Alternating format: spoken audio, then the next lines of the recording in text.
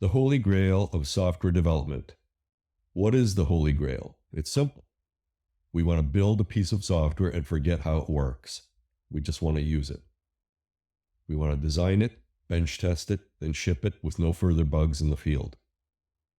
This is possible in digital hardware design. You could design, debug a design on a bench, ship it, and we would have zero bugs in the field. Even though ICs that make up an electronic circuit are all asynchronous. They're what we call multitasking. Telecom in the 1980s at least had something called the 4 nines culture.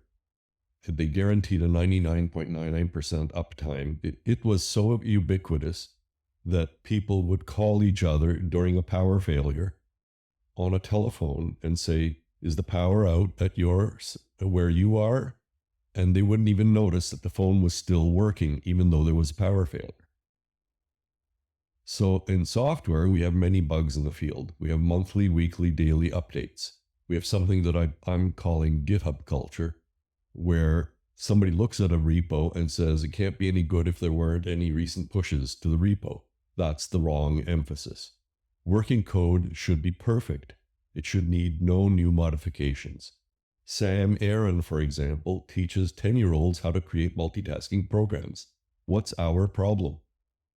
What's the difference between software and hardware development? That's a rhetorical question. I think it boils down to the use of global variables.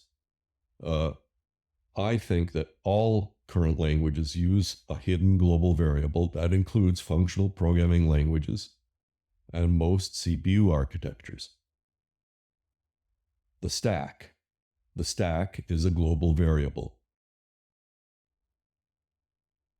Having that global variable hidden from view has been causing us accidental complexity. Call and return instructions provided by the hardware implicitly use the stack, and it's a global variable. There's only one copy of it.